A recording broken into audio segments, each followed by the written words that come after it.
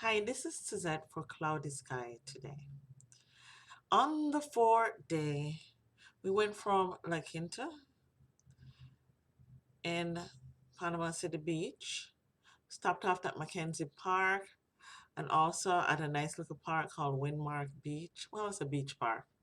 And then from there, four lighthouses: Cape San Blas Lighthouse, St. George Island Lighthouse, Crooked River Lighthouse, St. Mark's Lighthouse. And it was very lovely. Day 4 took us from Panama City Beach to Chiefland, using mostly US 98 that hugs the west coast. One of our first stops was this lovely beach park, Mackenzie Park. You can see how calm. I think this is the Gulf of Mexico because it's a very calm water, not rough.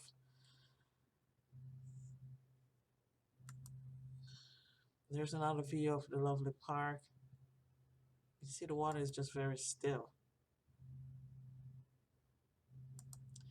Here's a video just, giving you a view of the expanse, the rising sun, because it was earlier on, a little bit after 7.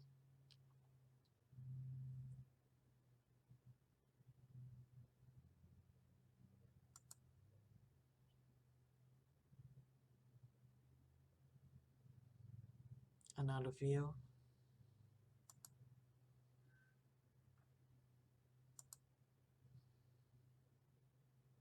And as you drive along this coast US 98, there are many beaches and many parks that you can stop at and get a good view. Oh, there's my brother in the background. Oops, I got his shadow. He's also taking pictures because it was gorgeous. The sun was nice and fine. Definitely a gorgeous beach. And park. It had facilities where you could picnic, sit down, camp out, you get the drift. And the trees, I'm not used to these trees being on the coast, so I had to take a picture of this. It just looked like it was just a different kind of tree. Still didn't recognize what it was. Should have used Google Lens for that. Now, this I think is the Windmark Beach Park. And this park has a couple trails, it has that marshy fields and the dunes. Here's on the side, I tried to do one of those panoramic shots. The sun was nice and fine. And this is more, you see some wave movement more than the other park. So I guess this is more the ocean kind. And there I am on the beach, yeah, with my sweatshirt on, trying to do the selfie life. Yes, this was that Windmark Beach. And I had to take a picture of this sign because it just tells you anywhere you go, they want you to help clean up after your pet and keep the green belts and beaches. What? Yeah, you saw that, what kind of free zone they want. Next, we went to Cape San Blas Lighthouse. It was reconstructed in 1851, due to some storm damage. It also was reconstructed in 1883 due to water erosion. And then in 1918, they finally moved it inland a half a mile due to the rising sea, or as they call it, water erosion. But the sea was coming in.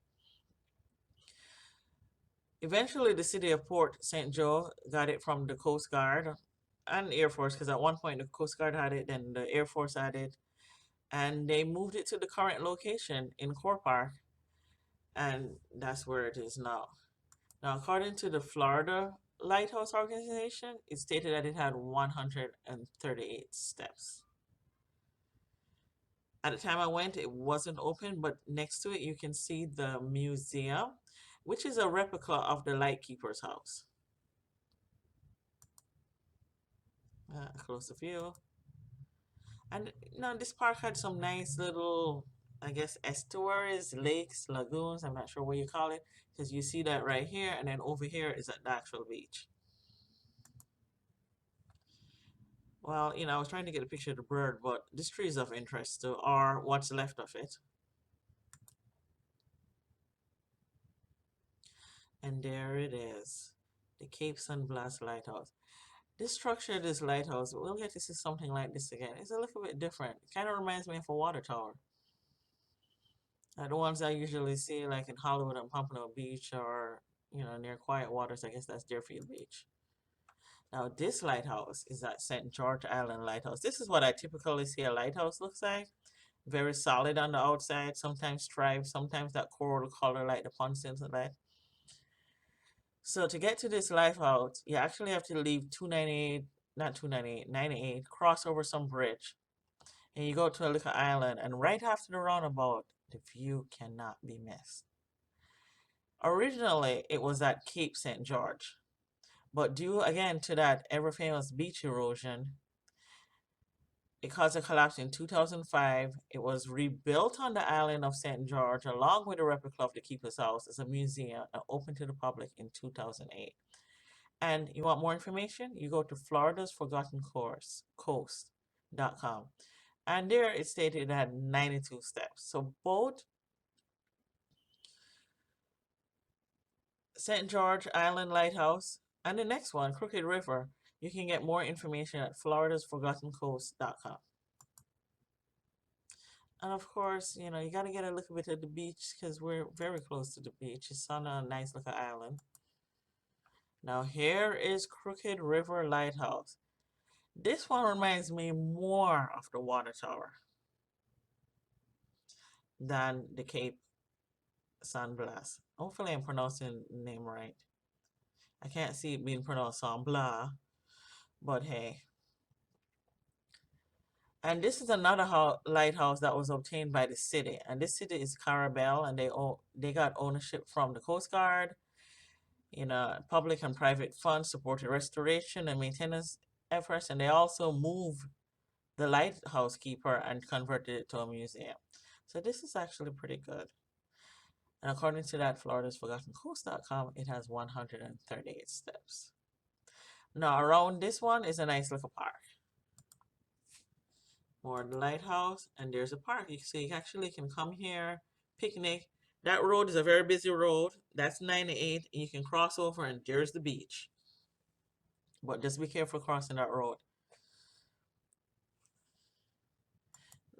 Now, after Crooked River, went up to St. Mark's Lighthouse. St. Mark's Lighthouse. First of all, Google will mislead you. It will tell you it's here, and you're looking, and you're like, okay, a mile in, I don't see a lighthouse.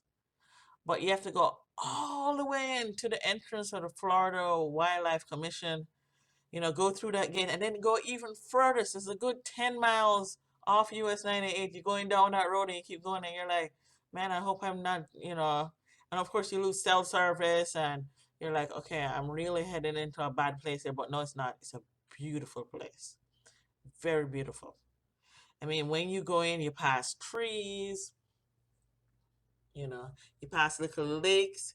There's like marshland. It's like more than one kind of ecosystem within that refuge. It's a very, very big. And then you go out to the beach and you see something else. And they have these little, I guess, lakes or salt lakes or whatever you call them. And you had different creatures there. And it was just interesting. But I really went for the lighthouse.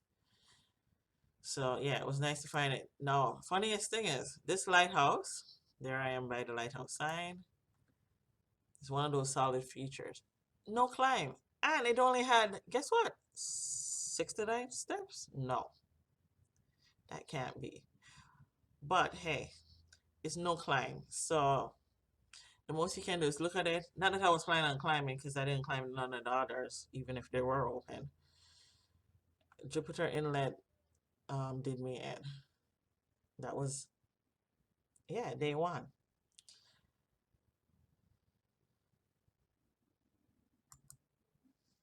And then you went on the beach and you could get another look.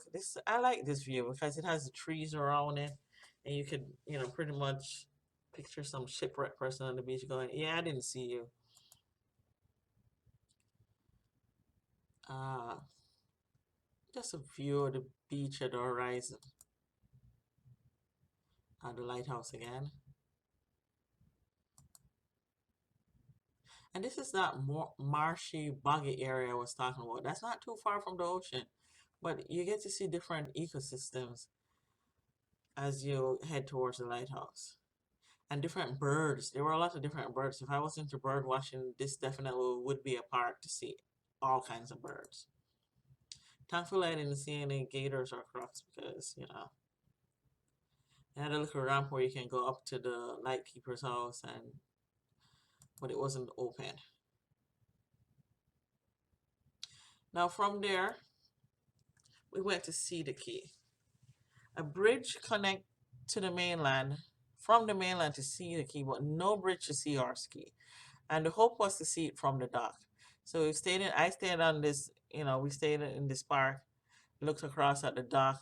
You couldn't see anything for miles out. So therefore you couldn't even see the lighthouse if it was on Cedar Key, whatever direction that would be. So if you want to visit Cedar Key, that's one of those that you gotta need a boat for. Nice park though. I mean, it was lovely. One thing I have to say about Cedar Key, getting there. Some road called 3R345. I cannot forget that name. It's treacherous, it's windy, and one lane. And I did not see any lights. So therefore, before it got dark, we headed back to the mainland.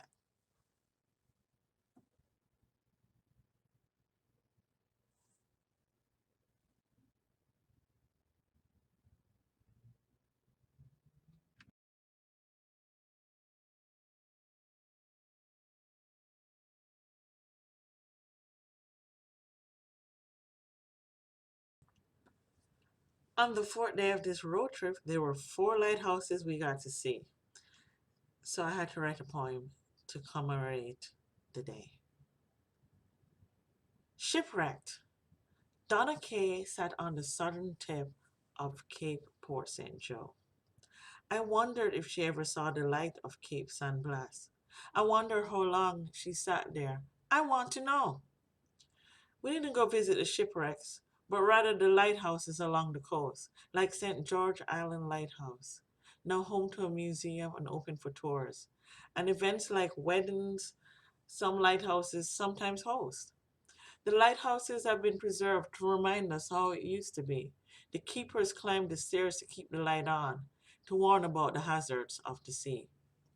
Crooked River Lighthouse bragged about its acrylic replica Fresnel lens. It differed from other lighthouses with its minimal construction, looking like a water tower that could light up in the dark. St. Mark's Lighthouse took us deep into a refuge. We passed trees, estuaries, and marshes to get to the beach where we got a good view. Lighthouse history can be so ironic. Like that of a ship that sank that was carrying a lighthouse when a lighthouse usually warns ships of danger. Or like how Florida has many lighthouses but is also home to many shipwrecks in the past and even today. Like the Donna Kay, a derelict shrimp boat that washed ashore in 2018. Now, if you enjoyed that poem, I will ask you to subscribe and like this video. Thank you.